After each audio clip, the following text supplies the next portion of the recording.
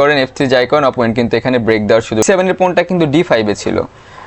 Hello everyone, stay with Naim YouTube channel থেকে আপনাদের সবাইকে আবারও স্বাগতম। আমি ফিদে মাস্টার নাইম হক।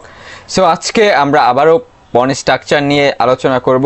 গত পর্বে কিন্তু আমি আলোচনা করেছি এবং আপনাদের বলেছিলাম যে এই পন স্ট্রাকচার নিয়ে আমি আরেকটি পর্বর ভিডিও আপলোড করব। আমাদের খুবই কমন 3টা পজিশন দেখব, যে পজিশনগুলো কিন্তু আমাদের গেমে আসে। সম্বন্ধে ভালো ধারণা না থাকার কারণে হয়তোবা খারাপ বানিয়ে ফেলি, হয়তোবা প্রপার ওয়েতে সেটা এক্সিকিউট করতে পারি না বেটার গেম হওয়ার সত্ত্বেও।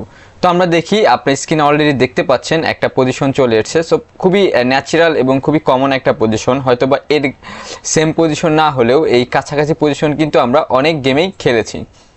তো ধরেন এখানে B5 করলো সাধারণত। তো B5 করলে কিন্তু এখানে লাইক সাইডে কিন্তু অ্যাটাক করেছি, আর আমার অপোনেন্ট কিন্তু এখন আমার কুইন সাইড অ্যাটাক করছে এবং এরপরে চাইলে আমাকে নাইট দিয়ে মানে পন দিয়ে নাইটটা ধরবে। তো এই আবার এই পনটাকে অ্যাটাক করেছে, তো অবশ্যই এই পনটা এখন বাঁচাতে হবে। ধরেন F3 খেললাম, B4 যদি করে আমার কিন্তু খুব বেশি যে প্রবলেম হবে তা না, আমি নাইটটা কোথাও সরে যাব। তো হোয়াইট এখানে কি করতে পারে, হোয়াইট অবশ্যই H4 যদি করে, লাইক আপনার ধরেন A5 করলো, H5। তো হোয়াইটের অ্যাটাকটাই কিন্তু বেশি। H5 এখন যদি নাইট টেক্স H5 করে, রুক টেক্স H5 আছে, এখানে কিন্তু একদম হয়ে যাচ্ছে। আর ধরেন এখানে হচ্ছে কিছু না করলো, লাইক অন্য কোনো চাল দিল আপনার, তো এখানে কিন্তু উল্টো মেট হয়ে যাওয়ার চান্স আছে ব্ল্যাকের, ঠিক আছে না, মানে মেট হয়ে যাচ্ছে এই ভেরিয়েশনগুলোতে। তো আমরা যদি B4 করে, ওকে B4 যদি করে সেটা হচ্ছে সবচেয়ে বেশি ন্যাচারাল। এখানে খেলার পর B4 করবে, তাই না? তো B4 যদি করে তাহলে আমরা কি করব? তো B4 করলেও মানে ভয় পাওয়ার কিছু নেই, কারণ আপনারা যদি দেখেন জাস্ট নাইটটা কোথাও সরিয়ে দেন, স্টিল আপনার যে অ্যাটাকিং পসিবিলিটি আছে সেটা কিন্তু তাই আছে। বাট যে হচ্ছে আমি পন স্ট্রাকচার কেন দেখাচ্ছি, ধরেন এই পনটা পুশ দিল, এখন যদি আপনি পন দিয়ে টেক করেন তাহলে কিন্তু পজিশনটা এত সহজ হবে না আপনার জন্য। লাইক আপনি যদি এই পন দিয়ে টেক করেন তাহলে কি হবে, এই পন দিয়ে টেক করলে কি হবে, এই পন দেখে এই রুক ফাইল ওপেন, তো আপনিও যেমন অ্যাটাক করছেন অপোনেন্ট কিন্তু আপনাকে সেই ওয়েতে অ্যাটাক করে। বাট দেখেন আপনার পন স্ট্রাকচার যদি এই 3 ঘরে রাখেন, লাইক আপনি নিজে কিছু টাচ করবেন না, যদি অপোনেন্ট কোনো কিছু পুশ করে, লাইক অপোনেন্ট যদি এই পন পুশ করে তাহলে আপনি কি করবেন, এটা পুশ করে দেবেন। এখন কিন্তু এই ডায়াগোনাল হয়তো বা উইকনেস, বাট এখানে অ্যাটাক করার মানে পসিবিলিটি খুবই অন্তত 5, 10, 15 ইভেন 10-15 চালের মধ্যেও আছে বলে মনে হয় না। এর মধ্যে কিন্তু আপনি ব্ল্যাককে অলরেডি ক্রাশ করে হারিয়ে দিতে পারবেন, সেরকম একটা পজিশন। আর যদি এখানে এইটা দেয় তো অবশ্যই টেক না, জাস্ট আপনার A3 দিয়ে বসে থাকবেন। তো এখন কি হচ্ছে, এই স্ট্রাকচারটা কিন্তু ভাঙা এত সহজ না। লাইক আপনার এই যে হোয়াইটের যে স্ট্রাকচার সেটা ভাঙলেও হয়তোবা অনেক চাল লাগবে আর কি সেটা ভাঙার জন্য। তো আমরা যাতে ঘাবড়ে না যাই এবং এই টাইপের স্ট্রাকচার, লাইক এখানে যখন পন পুশ করবে আমরা কখনো মানে এই টাইপের পন পুশ করি অবশ্যই না। তো এই টাইপের পন পুশ করলে কি হবে, শেষের দিকে হবে যে আপনার এই অপোনেন্ট এখানে পন পুশ করবে, দেখবেন আপনি H4 করছেন অথবা H3 যাই করেন, F3 যাই করেন, অপোনেন্ট কিন্তু এখানে ব্রেক দেওয়ার সুযোগ পাবে। সো এর জন্যই হচ্ছে আপনারা পন স্ট্রাকচারটা এমনভাবে রাখবেন যাতে অপোনেন্ট প্রতিপক্ষ অ্যাটাক করলেও আপনার পনটা ব্রেক দিতে না পারে। ইভেন সবচেয়ে বেশি স্ট্রং ওয়েতে যখন আপনার দুই সাইডে অ্যাটাক হয় তখন এই 3 যদি পন স্ট্রাকচার যদি একদম সেকেন্ড র্যাঙ্ক অথবা 7th র্যাঙ্কে রাখা যায়, সেটা সবচেয়ে ভালো, বেশি কার্যকরী, অ্যাটাক ফেরানোর ক্ষেত্রে গুরুত্বপূর্ণ ভূমিকা আসলে পালন করে। তো ওকে, আমরা এটা তো একটা পজিশন দেখলাম। আমরা এক্সাম্পল হিসাবে E4 C5 night F3 knight C6 D4 CD4 night D4। তো নাইট D4 এর পর এখানে কিন্তু ব্ল্যাক খেলছে E5।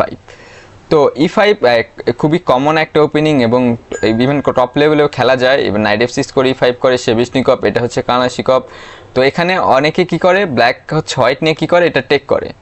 ওকে, সো এই টেকটা করে, বাট মেন লাইন কেন আর সবচেয়ে ভালো চাল কেন এইটা, সো এটা কেন ভালো চাল সেটা আমরা আগে দেখব, কারণ টেক করা আসলে খারাপ চাল আমাদের আগে প্রমাণ করতে হবে তারপরে। তো আমি যদি এটা টেক করি তাহলে ব্ল্যাক কী করবে, অবশ্যই এটা দিয়ে টেক করবে, তাই না? তো এটা টেক করলে এরপরে ব্ল্যাকের থ্রেট কি, D5 করা, D5 করলে তো সেন্টার সে পেয়ে যাবে, তো আমার তো এটা বাঁচাতে হবে। তো আমি নাইট ধরেন C3 করে বাঁচালাম D5। তো নাইট F6 করবে, আবার থ্রেট সে D5, ধরেন আমি বিশপ C4 করলাম, তো বিশপ B4 করলো, সে স্টিল D5 থ্রেট করেছে। এখন তো আর থ্রেটটা ফিরানো যায় না আসলে বলা যায়। তো এখন যদি বিশপ D2 দেই, স্টিল সে D5 করে দিচ্ছে। So take. এখন হয়তো বা চেক দিতে পারি, এখন চেক দিলে চেক।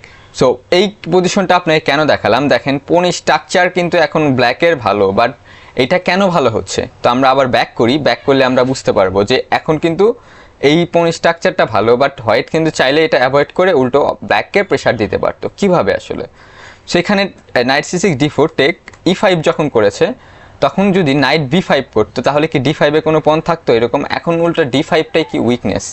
এবং একটা বিষয় হচ্ছে, আগে এই দুই পণটা এক্সচেঞ্জ হয়েছিল তাই না, আর এই B7-এর পণটা কিন্তু D5-এ ছিল, এই পণটা ছিল এখানে, জাস্ট B7-এর পণটা কি করছে এখন দেখেন, B7-এর পণটা কিন্তু গেমে খুব একটা বেশি রোল প্লে করছে না, বাট যখন এই পণটা আপনি B7 থেকে তুলে D5 দিবেন তখন কিন্তু এই পণটা কিন্তু খুব ভালো একটা প্লে রোল করছিল, আপনারা দেখতে পাচ্ছেন। সেই সাথে যে D5 উল্টা উইকনেস কিন্তু এখানে, এই আমরা ওপেনিং সম্বন্ধে যদি একটু জানি তখন দেখতে পারবো, খেললেও দেখতে পারবো যে D5টা অলরেডি উইকনেস হয় কিন্তু ব্ল্যাকের ক্ষেত্রে, বাট উল্টো হয়ে গিয়েছে কি, এই D5 পণটা এই B7-এর পণ একটা উইক পণ আমি এখানে আনছি জাস্ট এক্সচেঞ্জ করার মাধ্যমে, আনার কারণে কি হচ্ছে যে এই D5 পণটাই কিন্তু মানে উইকনেস ক্রিয়েট করছে হোয়াইটের জন্য, এবং এই B7 পণটাই কিন্তু স্ট্রং পণ হয়ে যাচ্ছে D5-এ থাকার কারণে।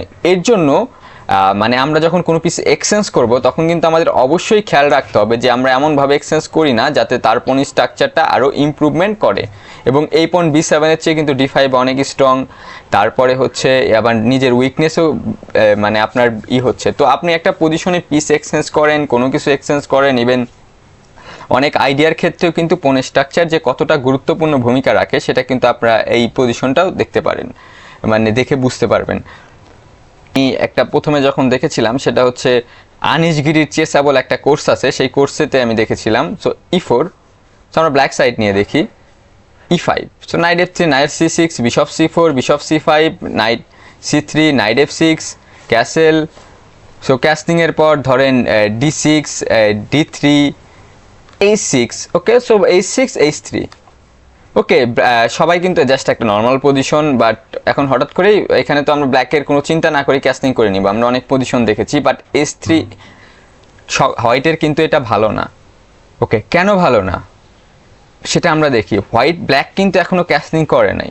ওকে, যদি ব্ল্যাক ক্যাসলিং করতো তাহলে কিন্তু H3 পণটা মানে খুব একটা প্রবলেম হতো না, এবং প্রবলেম হতোই না আসলে। বাট এই পণটা যখন H3 থাকবে, আমি এর আগে প্রথম যখন পজিশন দেখালাম বললাম যদি আপনার অপোনেন্ট অ্যাটাক করে সেই ক্ষেত্রে কিন্তু পণটা যদি আপনি নিচের 3 ঘরে রাখেন, অথবা সেকেন্ড র্যাঙ্ক অথবা 7th র্যাঙ্কে রাখেন, তাহলে কিন্তু অ্যাটাকিংয়ের পসিবিলিটি কম। বাট এখন নর্মাল ক্যাস্টিং করে তাহলে কিন্তু ওই মানে অ্যাটাক করার ওয়ে নেই। বাট ব্ল্যাক এখন চাইলে G5 করতে পারে। সো আফটার G5 কিন্তু পজিশনটা খুবই স্ট্রং পজিশন, কারণ আপনি ব্ল্যাক কিন্তু ক্যাস্টিং করে না, আর আপনি H3 করার কারণে এটা কিন্তু একটা উইকনেস হিসেবে ক্রিয়েট হয়ে গেছে। কারণ ধরেন আপনি জাস্ট বিশপ E3 খেলেন, এখন কিন্তু G4 করে দেবে।